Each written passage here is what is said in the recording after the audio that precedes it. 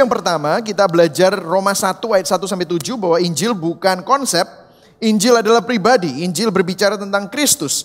Minggu yang kedua kita bicara Roma 1 ayat 8-17 berbicara tentang the power of God for salvation. Injil adalah kekuatan Allah yang menyelamatkan. Dan minggu yang ketiga kita belajar dari Roma 1 ayat 18-32 yang berbicara kabar buruk murka Allah sebelum kabar baik anugerah. Maka nats kita hari ini kita akan bicara dari Roma 2 ayat 1-16 ya saudara, kita akan bacakan, saya akan bacakan yang ganjil, saudara akan bacakan yang genap. Ya, kita bergantian ya. Karena itu hai manusia, siapapun juga engkau yang menghakimi orang lain, engkau sendiri tidak bebas dari salah. Sebab dalam menghakimi orang lain, engkau menghakimi dirimu sendiri. Karena engkau yang menghakimi orang lain melakukan hal-hal yang sama. Ayat 2, saudara. Tetapi kita tahu bahwa hukuman Allah berlangsung secara jujur atas mereka yang berbuat demikian.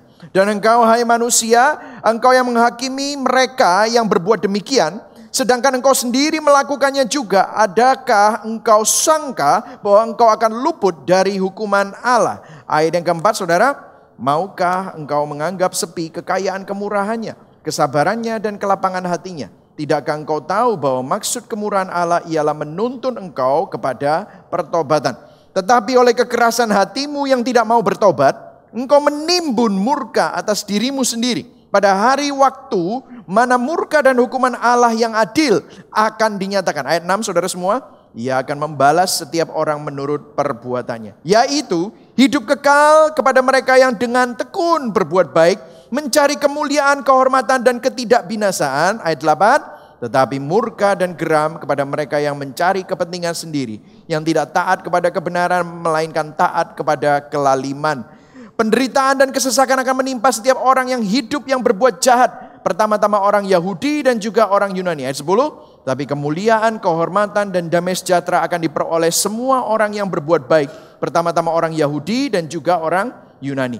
Sebab Allah tidak memandang bulu. Ayat 12. Sebab semua orang yang berdosa tanpa hukum Taurat akan binasa. Tanpa hukum Taurat. Dan semua orang yang berdosa di bawah hukum Taurat akan dihakimi oleh hukum Taurat. Karena bukan oleh orang yang mendengar hukum Taurat yang benar di hadapan Allah, tapi orang yang melakukan hukum Tauratlah yang akan dibenarkan. Ayat 14, apabila bangsa-bangsa lain yang tidak memiliki hukum Taurat oleh dorongan sendiri, diri sendiri, melakukan apa yang dituntut hukum Taurat, maka walaupun mereka tidak memiliki hukum Taurat, mereka menjadi hukum Taurat bagi diri mereka sendiri. Ayat 15, sebab dengan itu mereka menunjukkan bahwa isi hukum Taurat ada tertulis di hati mereka, dan suara hati mereka turut bersaksi, dan pikiran mereka saling menuduh dan saling membela. Ayat 16, hal ini akan nampak pada hari bila mana Allah sesuai dengan Injil yang kuberitakan akan menghakimi segala sesuatu yang tersembunyi dalam hati manusia oleh Kristus Yesus. Mari sama-sama kita berdoa sebentar. Bapa, terima kasih hari ini diberi kesempatan untuk memberitakan Injil dan mendengar Injil dan belajar Injil. Biarlah Engkau kalibrasi hati kami, hamba-Mu semakin kecil, dan biarlah Injil yang diberitakan semakin besar dan Kristus semakin dimuliakan. Kalibrasi hati kami, transformasi hati kami. Dalam nama Tuhan Yesus kami berdoa. Amin. Hari ini khotbah saya berjudul yang berdosa dan yang agamawi semua butuh Injil. Poin saya ada 3 saudara. Yang pertama, yang agamawi itu justru susah bertobat. Yang kedua, Tuhan juga menghakimi yang agamawi. Yang ketiga, solusi Injil bukanlah agama. Sekali lagi saya ingin mengingatkan saudara, kalau saudara sudah terbiasa untuk dengar khotbah langkah-langkah praktis, saudara harus sabar mendengar khotbah Injil yang doktrinal.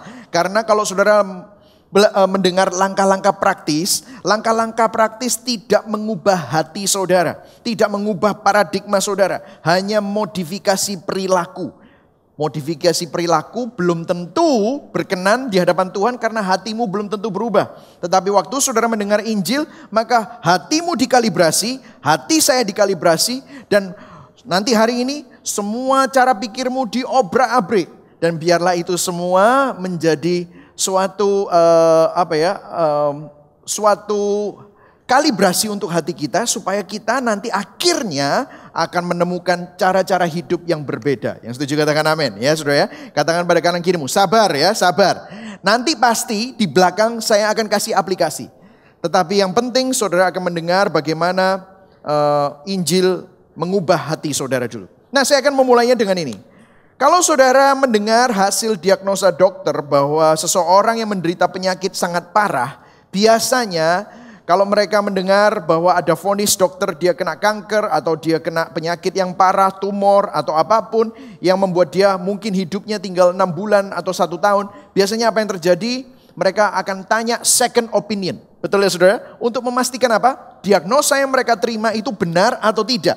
Diagnosa yang mereka terima akurat atau tidak. Biasanya kalau sudah ada di kota besar, biasanya kalau ada di rumah sakit yang mutakhir, maka semua diagnosanya pasti akan biasanya sama. Ada kalanya di mana diagnosa second opinion ternyata menunjukkan bahwa ternyata sakitnya itu tidak seperti itu. Biasanya karena apa? Ada limitasi atau kesalah diagnosaan atau mungkin hasilnya tidak akurat dan yang lain-lain. Tetapi pernah nggak saudara ketemu sama orang yang sudah mendapatkan diagnosa dari beberapa rumah sakit, tetapi dia tidak bisa menerima diagnosa tersebut atau vonis tersebut.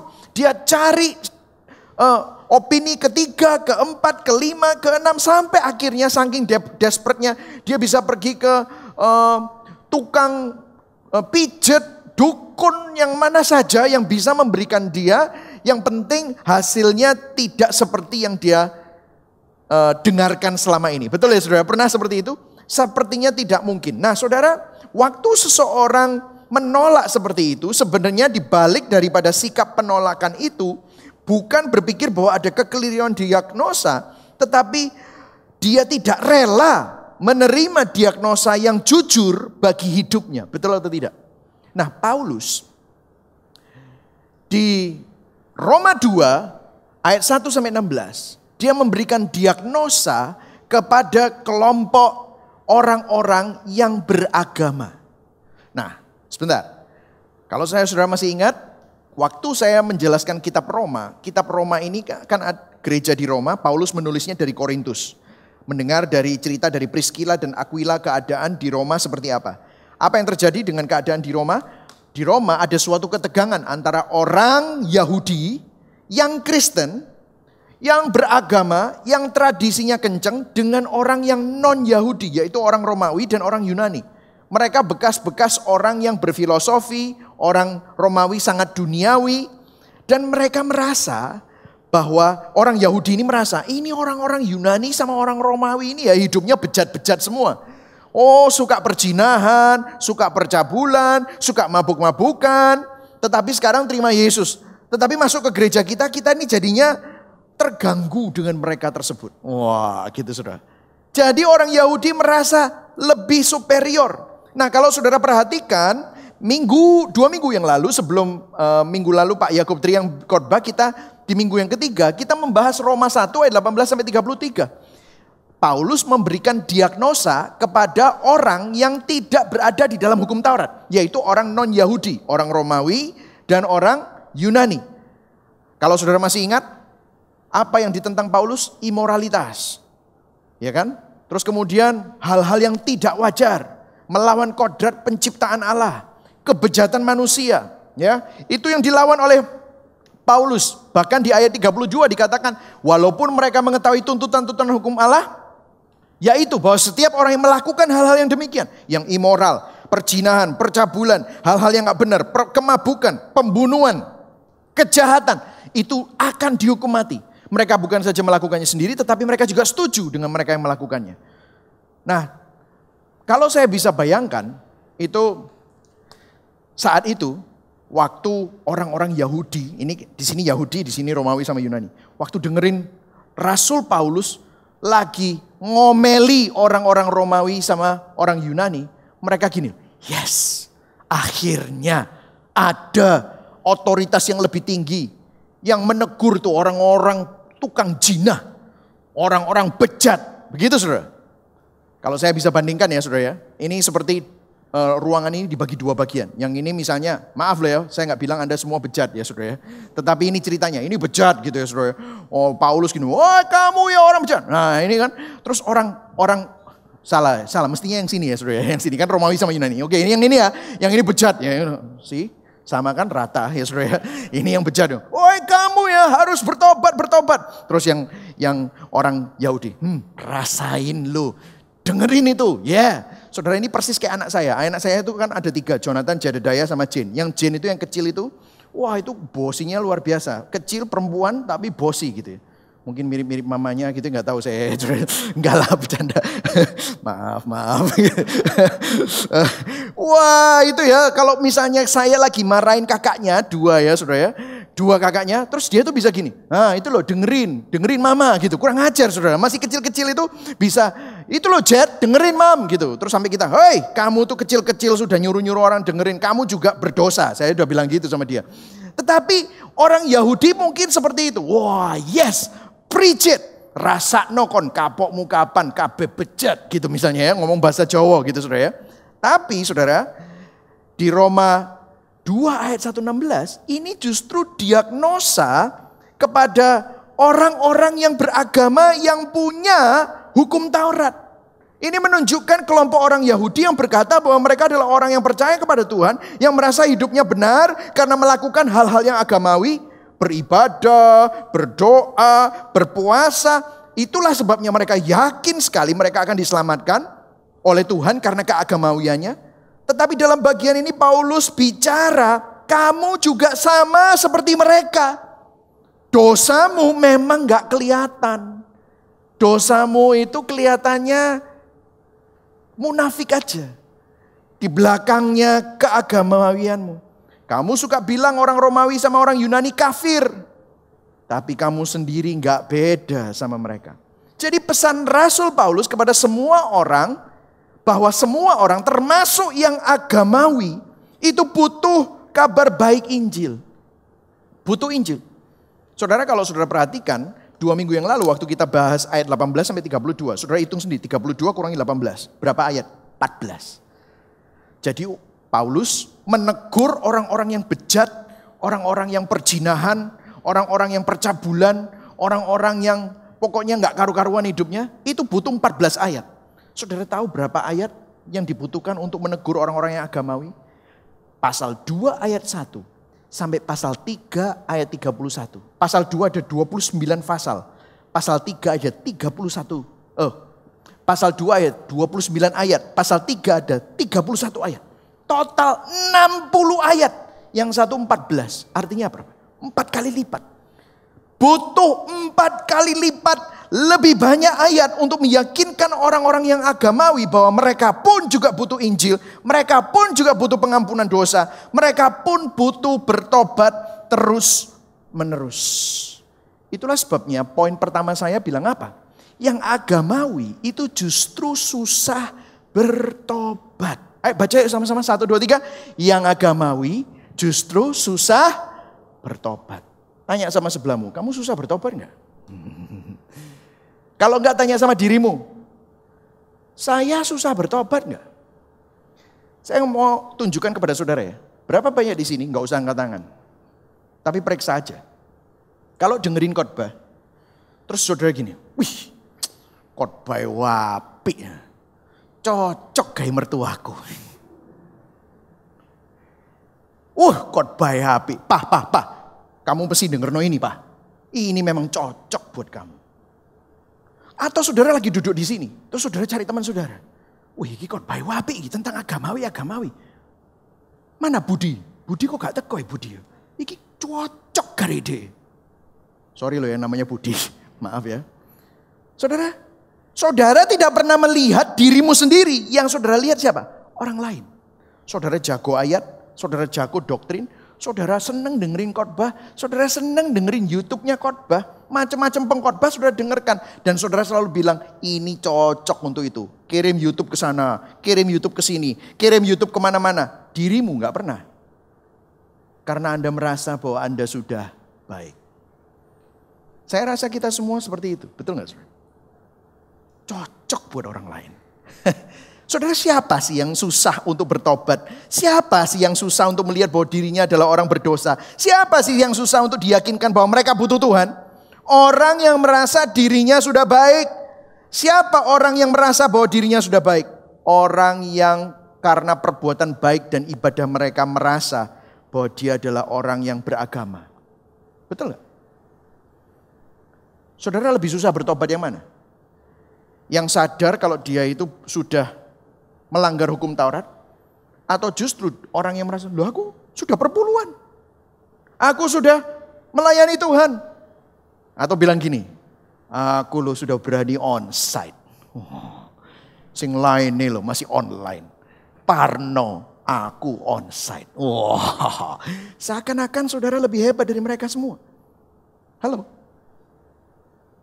Atau saya ngomong aja untuk saya. Aku pendeta yang berani buka onsite. Tidak seperti pendeta-pendeta yang masih tutup semua itu gimana toh. Wah, gitu. Betul gak saudara? Yang agamawi ini justru susah untuk bertobat saudara. Kenapa? Karena perbuatan baik dan ibadah mereka. Mereka berpikir mereka sudah berbuat baik. Mereka berpikir mereka sudah menunaikan amal dan ibadahnya. Nah saudara masih ingat ya, 2 minggu yang lalu. Ini seakan-akan begini ya. Roma 1 ayat 28 ayat 31 kan dijentrek itu semua ya. Ini maaf ini yang online yang dijentrek itu maksudnya dijejer gitu saudara ya. Lihat penuh dengan rupa-rupa, kelaliman, kejahatan, keserakahan dan kebusukan. Penuh dengan dengki, pembunuhan, perselisihan, tipu muslihat, kefasikan.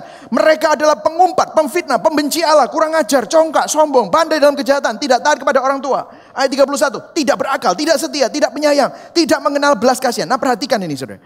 Rasul Paulus mau ngomong kepada orang yang Romawi dan Yunani. Jadi sebagian ini ya misalnya ya, bagian ini. Yang sana orang Yahudi.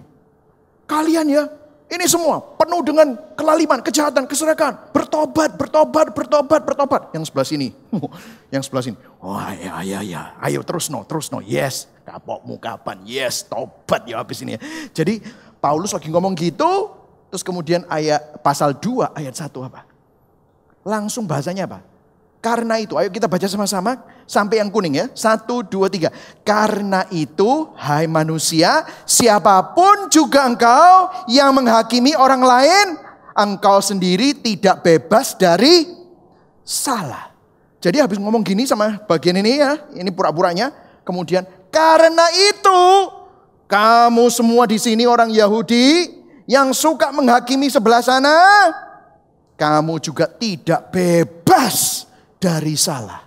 Loh mereka mungkin berpikir, loh ya apa sih? Tak pikir, jadi waktu baca surat mereka sudah berpikir, wah senengnya luar biasa. Loh kok tiba-tiba sekarang nyerang kita gimana sih? Dan nyerangnya bukan 14 ayat, 60 ayat. Seakan-akan Paulus mau bilang, kamu ini sama saja. Paulus menyamakan mereka, kedua golongan ini, yang satunya kelihatannya hidupnya berantakan, kacau, immoral, bejat. Tetapi dibilang karena itu, hai orang Yahudi, kalau kamu menghakimi mereka, kamu sama persis dengan mereka. Saudara kenapa kok bahasa menghakimi ini menjadi dosa yang besar? Kenapa? Karena begini saudara, kalau saudara menghakimi itu menganggap diri sendiri lebih tinggi dari orang lain. Menghakimi itu menganggap diri sendiri lebih tinggi dari orang lain. Itu sama dengan orang jahat, sama dengan orang nipu, sama dengan orang dengki. Saya kasih contoh. Ini ya, tadi semua dosa yang ayat 29 sampai 30. Kejahatan, keserakahan. Oke, kita ambil aja dah. Misalnya ngomongin tentang keserakahan ya, keserakahan. Orang serakah, merasa apa? Orang ini gak layak dapat ini. Tak tipu aja supaya bisa tak ambil. Berarti dia menganggap apa? Orang lain lebih rendah dari dia lebih berhak untuk mendapatkan bagian orang itu, betul ya? Itu orang serakah. Berarti menganggap dirinya lebih tinggi dari orang lain. Orang pengumpat ada di situ pengumpat. Berapa banyak saudara? Ini Surabaya lagi. Goblok. Otak gak tahu dikanggo. Nah, gitu misalnya. Goblok. Kok bisa seperti itu? Karena dia merasa dirinya pintar. Itu lebih rendah dari dia. Pengumpat, pemfitnah, pembenci, kurang ajar, congkak, sombong. Ini semua merasa dirinya lebih baik daripada orang. Orang berzina, dia mengutamakan kenikmatan pribadi. Dia nggak peduli istrinya, dia nggak peduli anak-anaknya. Dia bahkan rela untuk kehilangan itu semua hanya untuk memuaskan nafsu seksnya. Atau hanya untuk memuaskan keinginan dagingnya sendiri. Apa yang menunjukkan itu? Dia lebih mengutamakan dirinya sendiri. Nah kalau misalnya ngomongin tentang Roma 2 ayat 1. Hai manusia siapapun juga engkau yang menghakimi orang lain. Engkau sendiri tidak bebas dari salah. Kenapa kok dia tidak bebas dari salah? Engkau sendiri tidak bebas dari salah. Sebab dalam menghakimi orang lain, engkau menghakimi dirimu sendiri. Karena engkau yang menghakimi orang lain melakukan hal-hal yang sama. Paulus menyamakan mereka karena mereka sama saja. Kenapa? Karena menganggap diri sendiri lebih tinggi dari orang lain. Kok bisa ya saudara? Kenapa kok bisa berpikir seperti itu? Karena begini, contoh ya saudara. Ini jangan sampai salah mengerti ya. Saya mau klarifikasi. Bukan berarti kita tidak bisa mengidentifikasikan dosa. Kalau salah ditegur, perlu nggak? Saya mau tanya sama saudara, kalau salah ditegur perlu nggak? Perlu. Mengidentifikasikan dosa perlu. Dari tadi kan Rasul Paulus mengidentifikasikan dosa, nggak apa-apa. Kalau salah memang ada konsekuensinya harus ditegur. Tetapi yang salah itu adalah, saya kasih contoh. Contoh, kalau ada orang yang menganggap dirinya lebih tinggi dari orang lain, ini seperti ini. Kalau ada orang korupsi, artinya dia menganggap dirinya berhak mencuri uang perusahaan, uang negara, uang lembaga. Artinya dia menaruh dirinya lebih tinggi daripada perusahaannya, karyawan yang lain, ya toh. Uang itu bukan miliknya, tetapi dia merasa berhak. Dia menganggap dirinya lebih tinggi dari orang. Nah, apakah itu salah? Ya. Apakah itu harus tegur? Ya. Apakah itu ada konsekuensi? Ya. Tapi menghakimi, itu begini. Kita marah kalau ada orang yang korupsi, dan kita memandang orang yang korupsi itu lebih rendah, dan kita merasa bahwa kita lebih baik daripada dia. Itu sama dengan menghakimi. Sebenarnya kita sudah jatuh ke dalam dosa yang sama yang baru kita tuduhkan kepada orang tadi. Karena kita juga menganggap diri sendiri lebih tinggi dari orang lain. Hanya bentuknya beda. Kalau yang tadi kelihatan korupsi, kalau yang ini tidak kelihatan. Hanya di dalam hati Anda menganggap rendah orang lain. Betul atau tidak, saudara? Betul ya, saudara? Sama. Tidak ada bedanya. Di hadapan Tuhan kamu kelihatannya belum berbuat apa-apa. Tetapi di hadapan Tuhan dalam hatimu kamu menganggap orang lain lebih rendah. Saya kasih contoh di gereja. Betul ya, saudara? Di rumah ibadat. Apa yang terjadi pada saat Anda mulai berbangga atas prestasi-prestasi Anda dalam keagamawian dan kerohanian? Kamu bisa baca ayat lebih banyak daripada orang lain. Kamu bisa menghafalkan doa Bapa kami tanpa baca. Kamu bisa baca hafal pengakuan iman rasuli tanpa baca. Dan saudara sudah selesai berbagai macam kelas katekisasi atau Bible study, saudara merasa lebih tinggi daripada orang lain dan saudara menganggap orang lain lebih rendah. Kamu sama dengan orang-orang yang bejat tadi. Tidak ada bedanya. Wah, mungkin saudara ada yang protes, mungkin yang online juga bisa protes. Beda lah pastor. Kalau tadi itu kan hanya di dalam hati. Kalau orang berzina, orang mencuri, orang korupsi, orang bunuh itu kan dilaksanakan. Yes, benar. Tapi saya mau kasih tahu kepada saudara. Bibit dosanya sama persis, betul atau tidak? Ini saya senang ini kalau saya ngomong tanya gini, Anda bisa ngangguk-ngangguk ini semuanya. Makanya minggu lalu kan Pak Yakub Tri bilang, ekspresi pada zaman pandemi orang ngantuk dan setuju dengan khotbah sama saja gitu saudara. Karena tekluk-tekluk gitu saudara ya. Perbuatan luarnya mungkin beda, tetapi bibit dosa yang ada di dalam hati sama saja. Kalau saudara lihat ini dosa tadi yang tadi sudah disebutkan, kejahatan, keserakahan, kebusukan, dengki, pembunuhan, perselisihan, memang ada beberapa perbuatan. Tetapi lihat, kejahatan, keserakahan, itu masalah apa? Hati, betul ya? Pembenci, kurang ajar, congkak, sombong, masalah apa? Hati. Ini semua berbicara tentang heart's disposition. Kecenderungan hati manusia. Anda bisa ke gereja, Anda bisa berdoa, atau Anda bisa mabuk, Anda bisa high karena narkoba, hatimu kalau tidak bertobat oleh Injil, kamu sama saja. Wow. Bahkan saya khotbah seperti ini kalau saya merasa saya lebih tinggi daripada Anda semua. Makanya saya selalu memastikan bahwa saya orang yang ada di sini hanya semata-mata karena anugerah. Dulu saya masih ingat saya pernah ngobrol sama seseorang yang waktu saya baru pindah ke Indonesia. Dan saya selalu khotbah anugerah, saya selalu khotbah saya orang berdosa, saya selalu khotbah bahwa kita semua tanpa anugerah Tuhan, anugerah kasih karunia, anugerah kasih karunia. Terus dia ngomong sama saya gini, pastor enggak blenger ta? Khotbah kok kasih karunia terus. Pastor itu enggak bangga tak jadi pastor. Dia seorang yang cukup senior, dia bilang, kalau saya, dia juga hamba Tuhan, kalau saya hamba Tuhan, saya ini bangga jadi hamba Tuhan. Saya langsung kaget. Ada banyak yang saya lakukan untuk dapat sampai ke sini, makanya saya bisa jadi hamba Tuhan. Kamu hamba Tuhan atau hamba diri sendiri? Saya bilang kalau saya bisa jadi hamba Tuhan itu semata-mata karena saya tahu itu anugerah Tuhan. Karena saya nggak qualified. Siapa yang bisa jadi hamba Tuhan kalau bukan karena anugerah Tuhan? Nggak bisa, saudara. Saudara, itulah sebabnya nggak heran banyak orang yang kecewa dengan kelakuan orang Kristen, betul nggak? Berapa banyak orang yang kecewa sama orang Kristen? Karena kalau kita hanya orang Kristen agamawi, maka Injil sebenarnya tidak mengubah hidup kita semua. Kalau cuma beragama, karena hati kita sama dengan orang bejat, hati kita sama dengan orang pejinah, hati kita sama dengan orang-orang immoral. Kita sebenarnya sama persis, hanya perbuatannya beda. Makanya di hadapan Tuhan, etikanya Tuhan itu bukan etika perbuatan, tetapi etika motivasi dan hati. Makanya Yesus kan pernah kan, dia duduk di depan bait Allah, terus ada janda masuk memberikan persembahan. Terus ada orang Farisi masuk, kincring.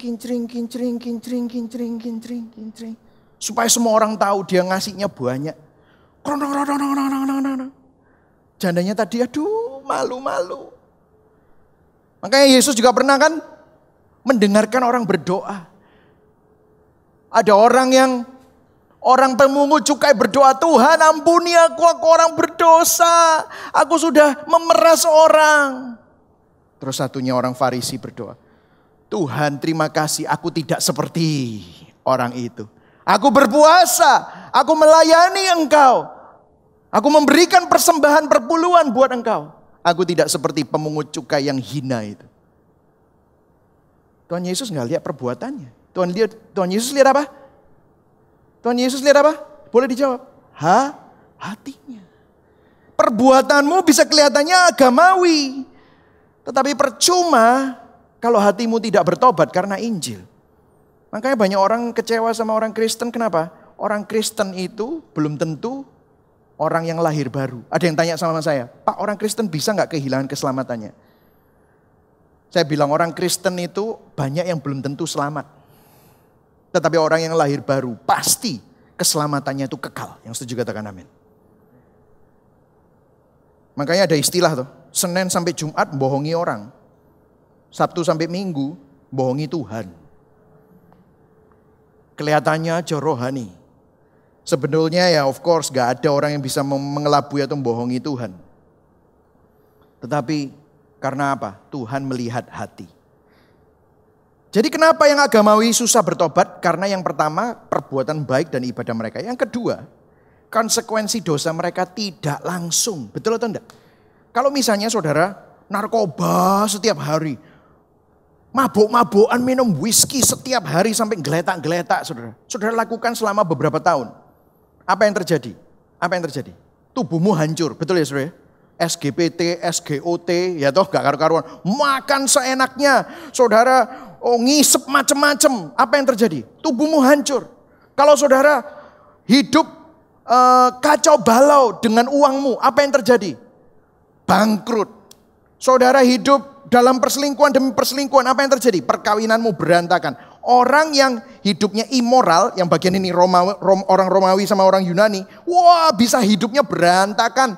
Makanya bisa cerai, kawin enggak, udah kumpul kebo, punya anak di sini, punya anak di sana, nggak tahu gimana keadaannya. Waduh kacau balo. Makanya orang yang di sini, kacau hidup lu nggak kayak gua.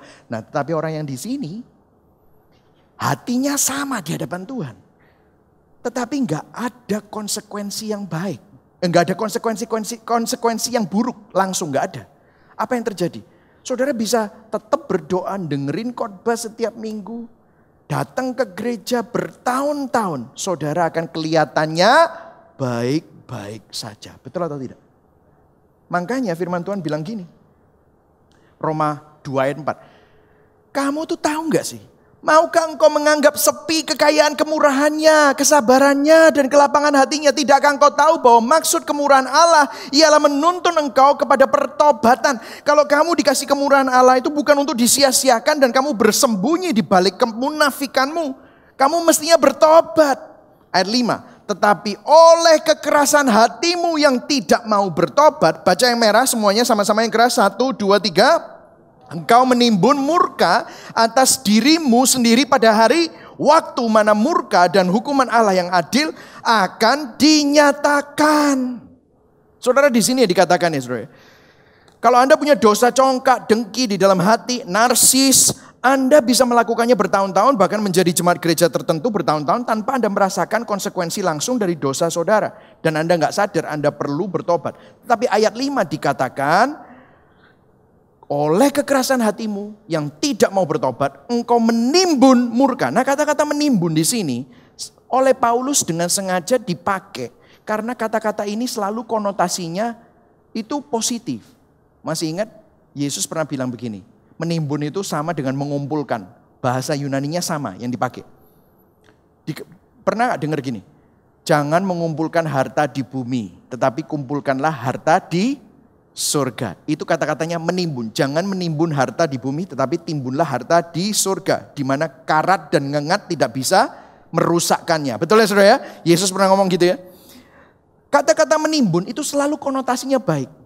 Nah, Paulus mau ngomong gini, hei, kamu yang suka menganggap rendah orang-orang yang bejat ini ya, kamu di sini berpikir bahwa kamu menimbun harta di surga. Pakai ini. Kamu kalau nggak mau bertobat, kamu tuh sama dengan mereka dan kamu bukan menimbun harta di surga. Kamu menimbun murka atas dirimu sendiri. Bukan sekarang. Pada hari waktu mana murka dan hukuman Allah yang adil akan dinyatakan. Jadi di masa yang akan datang. Mungkin sekarang kamu belum ngerasa efeknya. Yang kelihatan adalah kemunafikanmu. Yang kelihatan adalah kesombonganmu yang dibungkus dengan keagamawian. Tapi kalau kamu gak bertobat, kamu akan mengalami murka di kemudian hari. Wah, waktu saya baca ini Paulus kenapa sih kayaknya kejam banget. Kenapa? Mungkin saudara pikir, pandemi aku datang onsite khotbah kayak gini.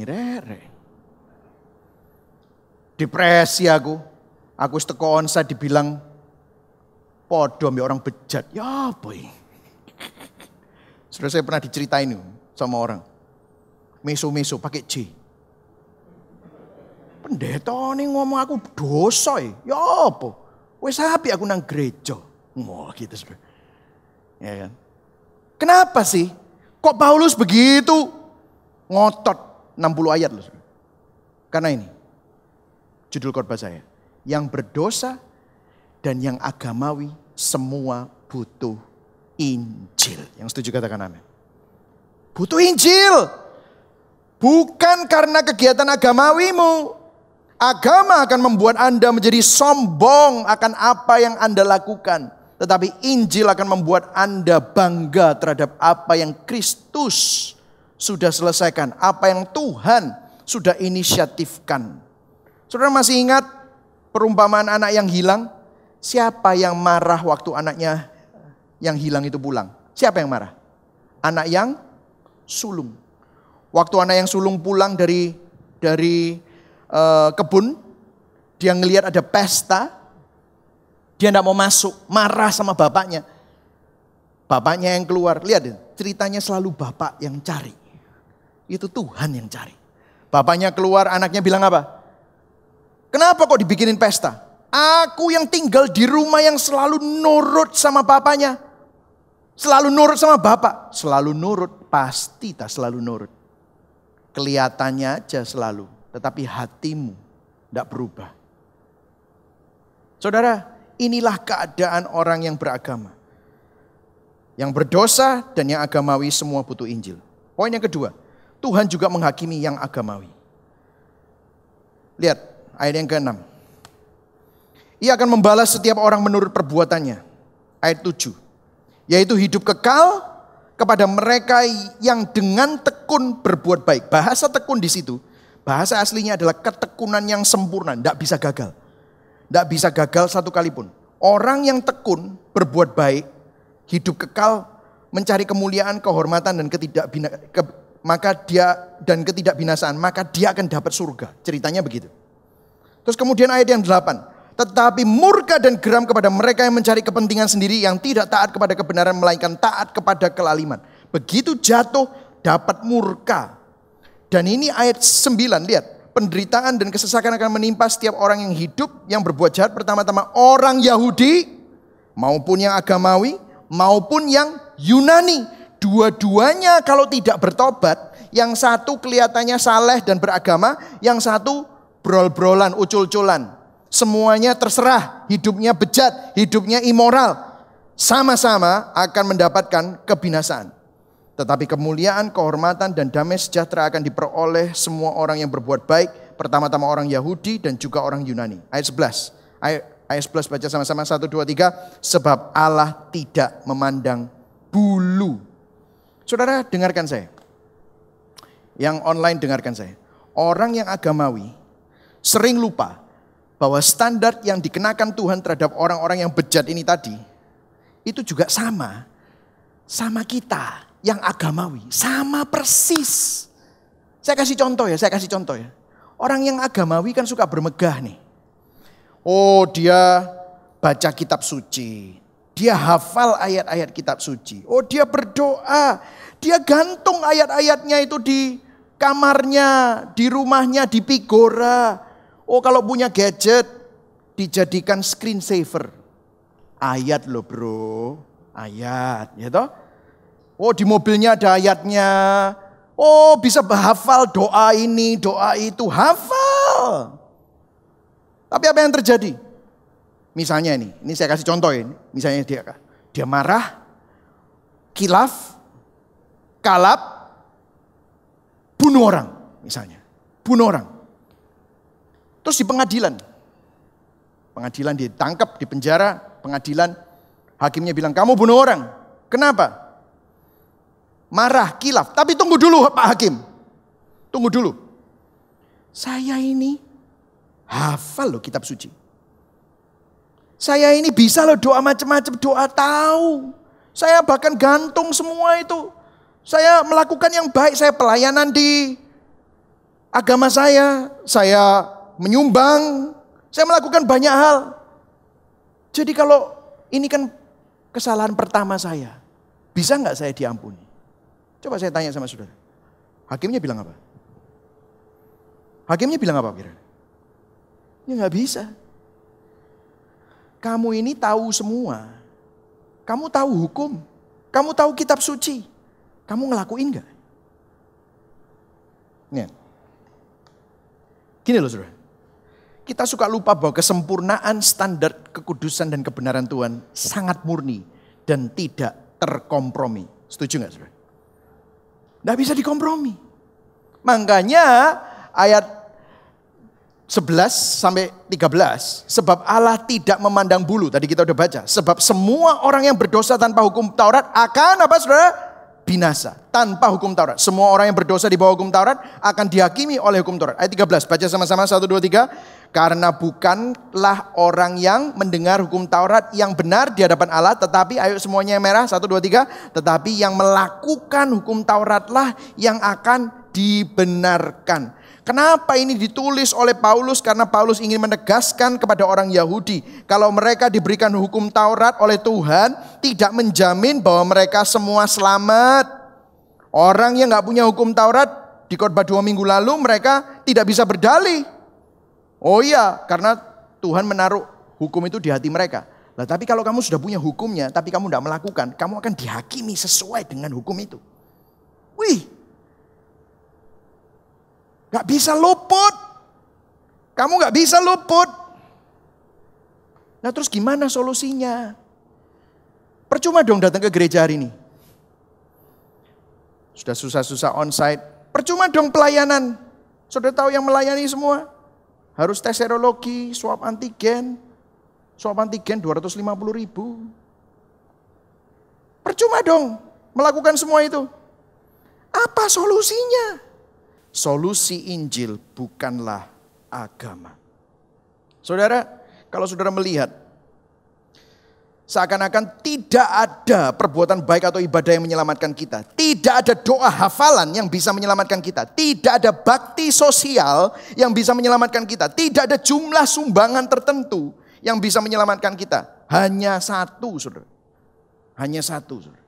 Nah di sini ayatnya ada di ayat 16. Tapi kita baca dari 14 kemudian kita akan akhiri.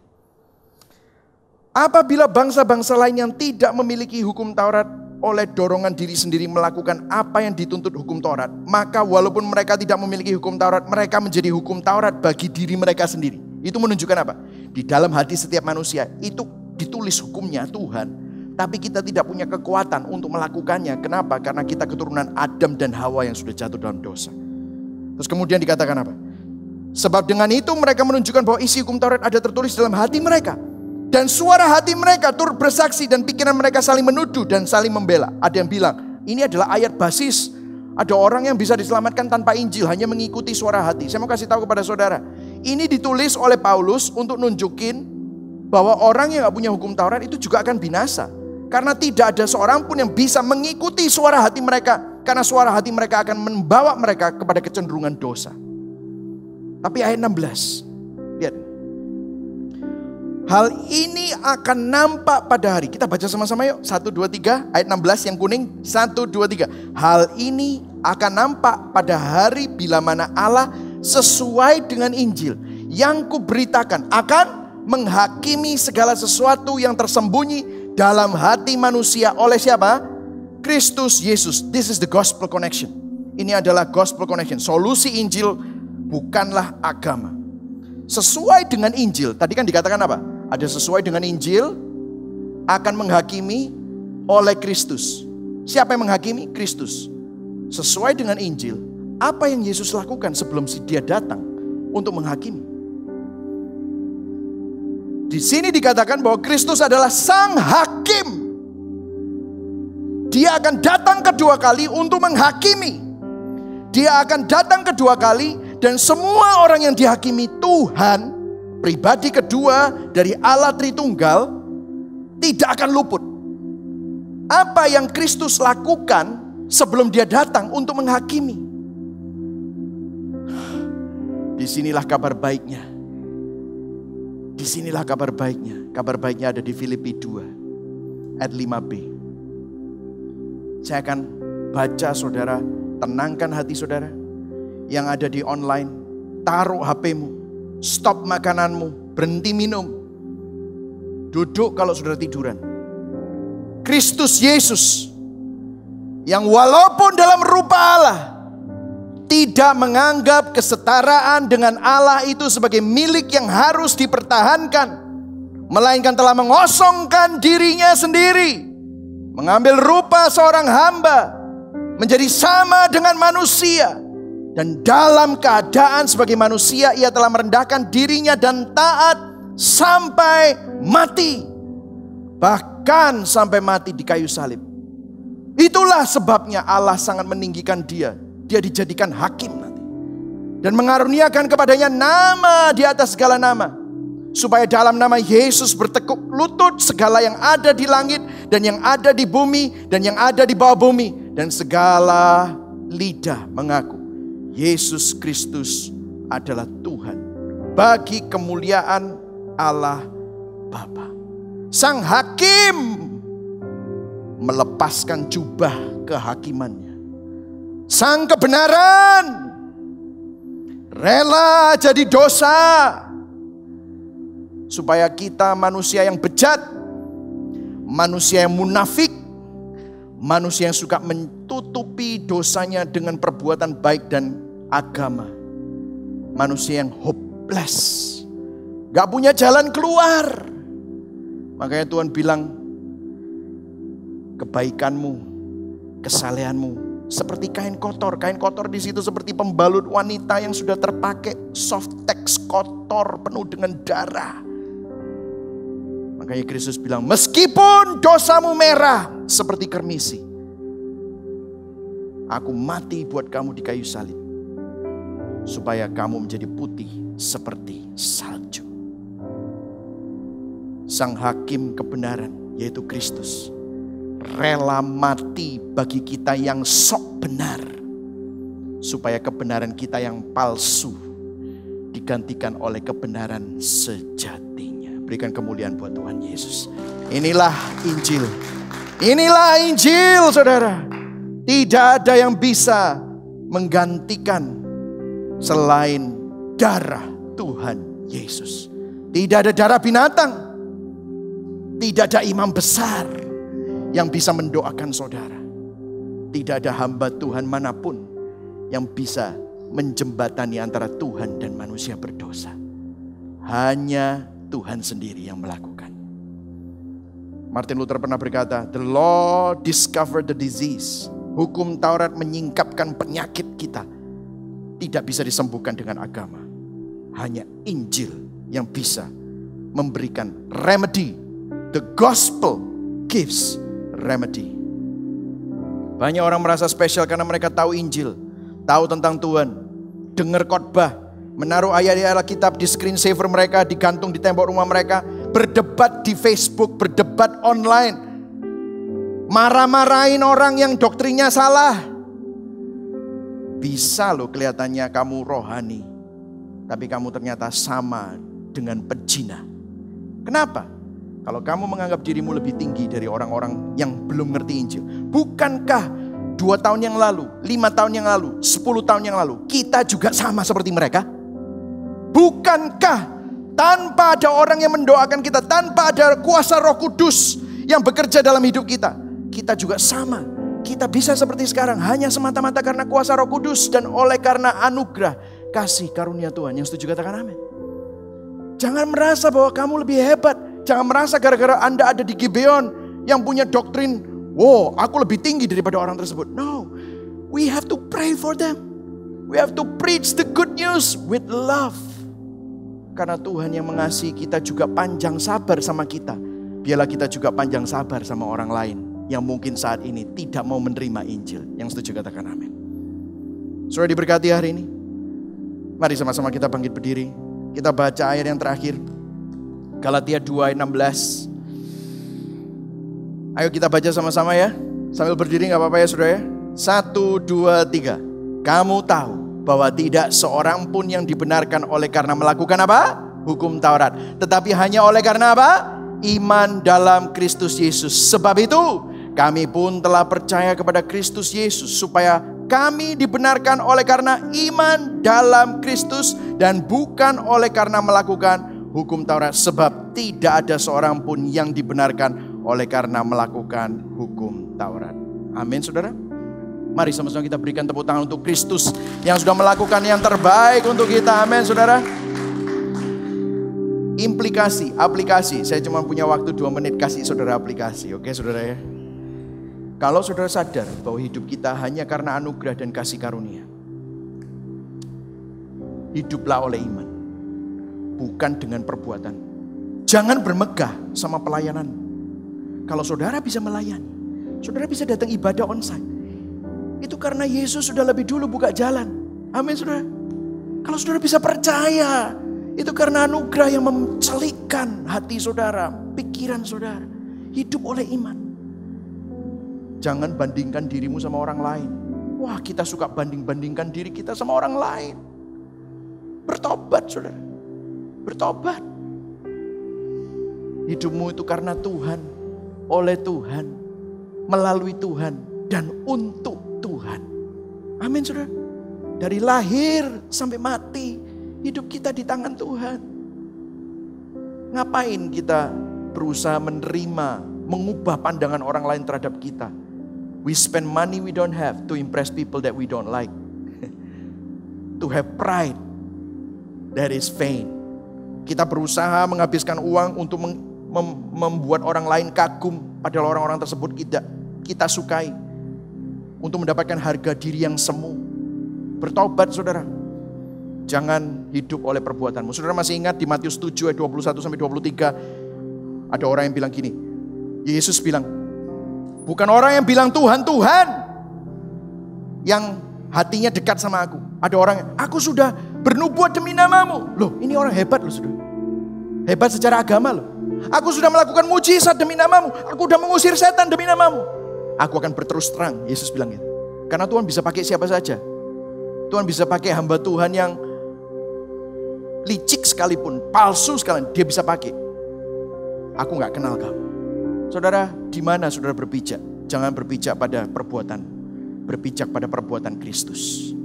Kristus yang menjadi poros hidup. Amin saudara. Yang terakhir saudara, ini aplikasi. Tuhan yang menyelamatkanmu, sang hakim yang rela dihakimi demi kamu. Sang hakim itu tidak akan pernah meninggalkanmu, tetapi akan tetap terus menyertaimu. Di masa COVID-19 ini Tuhan tidak pernah meninggalkanmu. Dia rela untuk dihakimi, supaya kita yang tidak punya kebenaran, yang sok benar, kebenaran kita diganti dengan kebenaran sejatinya. Amin saudara. Mari sama-sama kita nyanyikan lagu ini.